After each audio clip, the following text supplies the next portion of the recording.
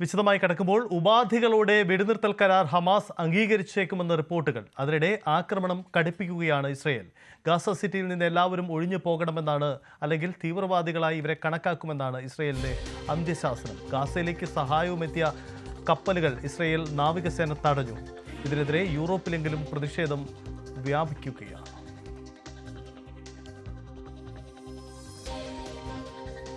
പാലസ്തീനെ സ്വതന്ത്ര രാഷ്ട്രമായി അംഗീകരിക്കണമെന്ന ആവശ്യം അന്താരാഷ്ട്ര തലത്തിൽ തന്നെ ശക്തമാകുന്നതിനിടയിലാണ് ഗാസയ്ക്ക് നേരെയുള്ള ആക്രമണം ഇസ്രയേൽ രൂക്ഷമാക്കുന്നത്. പുതിയ സാഹചര്യത്തിൽ വെടിനിർത്തൽ കരാറിന് ഹമാസ് തയ്യാറായേക്കുമെന്ന സാഹചര്യമാണ് നിലവിലുള്ളത്. VR കാർത്തിക് ചേരുന്നു. കാർത്തിക്, ഗാസയുടെ ഭാവി എന്താവും? പലസ്തീനെ ഒരു സ്വതന്ത്ര രാഷ്ട്രമായി അംഗീകരിക്കുമോ? ഇങ്ങനെ നിരവധിയുള്ള ആശങ്കപ്പെടുന്ന ചോദ്യങ്ങളുണ്ട്. ഇതിനിടയിലാണ് ഇസ്രയേലിന്റെ ശക്തമായ സൈനിക നീക്കം. എന്താണ് അവിടുത്തെ സാഹചര്യം? ഹമാസ് വഴങ്ങിയേക്കുമെന്നാണോ ഒടുവിൽ ലഭിക്കുന്ന റിപ്പോർട്ട്? ഒക്ടോബർ 7-ന് വാർഷികം നടക്കുകയാണ്. അതിനു മുൻപ് ഒരു സമാധാനത്തിലേക്ക് ഗാസ എത്തിച്ചേരുമോ എന്ന ആകാംക്ഷയിലാണ് ലോകം. നേരത്തെ തന്നെ അമേരിക്ക മുൻകൈയെടുത്ത് തയ്യാറാക്കിയ കരാറിൽ ഇസ്രയേലും മറ്റ് അറബ് രാജ്യങ്ങളുമൊക്കെ സന്നദ്ധത അറിയിച്ചിരുന്നു. പക്ഷേ ഹമാസിന്റെ പ്രതികരണം വൈകുകയായിരുന്നു. എന്നാൽ ഇപ്പോൾ ചില അന്താരാഷ്ട്ര മാധ്യമങ്ങൾ റിപ്പോർട്ട് ചെയ്യുന്നതനുസരിച്ച് ഹമാസ് ഉപാധികളോടെ ഈ കരാറിൽ ചില ഉപാധികളും ചില ഭേദഗതികളും അടക്കം ഹമാസിന്റെ ഭാഗത്ത് നിന്ന് നിർദ്ദേശിക്കും. ഇത് അംഗീകരിച്ചാൽ ഒരുപക്ഷെ ഈ ഹമാസ് സമാധാന കരാറിന് ഹമാസ് സമ്മതിച്ചേക്കും എന്ന വിവരങ്ങളാണ്, അങ്ങനെ ശുഭസൂചകമായ ഒരു വിവരമാണ് ഈ ഘട്ടത്തിൽ പുറത്തു വരുന്നത്. അന്താരാഷ്ട്ര മാധ്യമങ്ങളാണ് ഇത് ഇപ്പോൾ റിപ്പോർട്ട് ചെയ്യുന്നതും.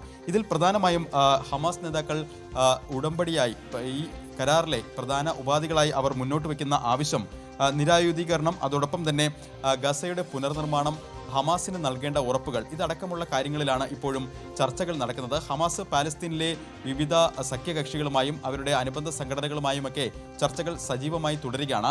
ഇതിൽ ഏറ്റവും പ്രധാനപ്പെട്ടത് ഈ 20 ദിന ഉപാധികളിൽ ഏറ്റവും പ്രധാനപ്പെട്ടത് ഘട്ടം ഘട്ടമായി ഇസ്രയേൽ സൈന്യം പിന്മാറും എന്നതായിരുന്നു.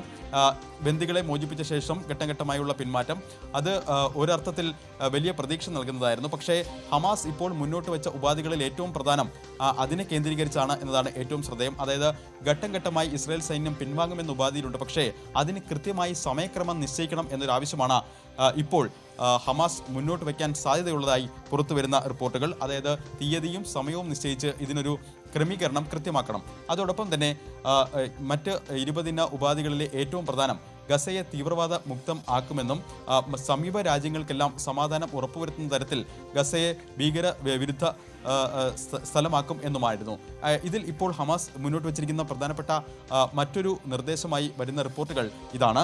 അതിൽ ഏറ്റവും പ്രധാനം, ഈ പ്രദേശത്തോ ആ പ്രദേശത്തിന് പുറത്തോ ഹമാസ് നേതാക്കൾക്ക് നേരെ ഇനിയൊരു ആക്രമണം ഉണ്ടാകില്ല എന്ന ഒരു ഉറപ്പ് വേണം. അത് കേവലം ഒരു ഉറപ്പല്ല, അതിനപ്പുറത്തേക്ക് അന്താരാഷ്ട്ര തലത്തിൽ അതിന് ഒരു കൃത്യമായ ഉറപ്പ് വേണം. ഈ ആവശ്യമാണ് ഹമാസ് മുന്നോട്ട് വയ്ക്കുന്നത് എന്നതാണ് ഏറ്റവും ശ്രദ്ധേയം.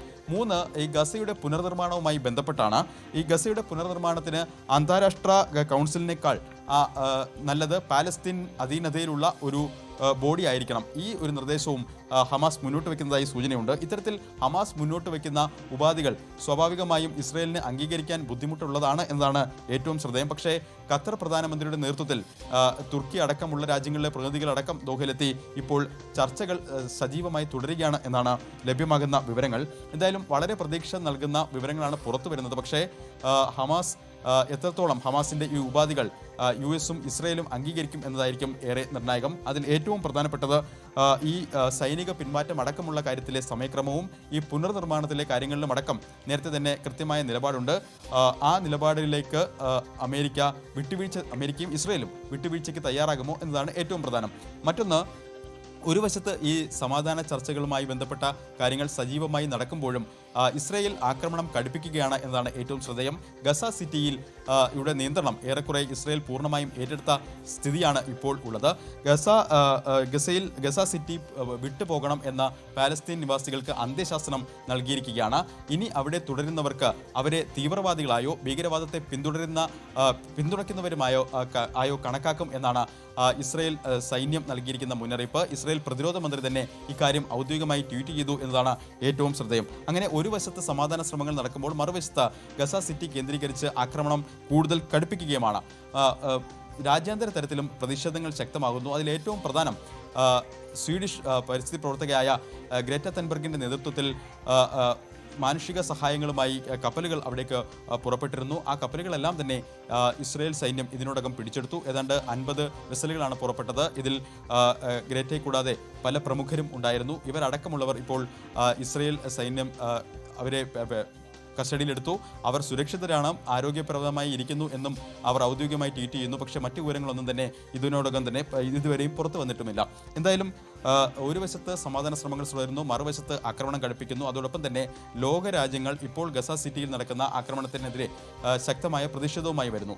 ഗ്രറ്റയെ അടക്കം അറസ്റ്റ് ചെയ്തതിൽ പ്രതിഷേധിച്ച് യൂറോപ്യൻ രാജ്യങ്ങളിലും പ്രതിഷേധം ശക്തമാകുകയാണ്.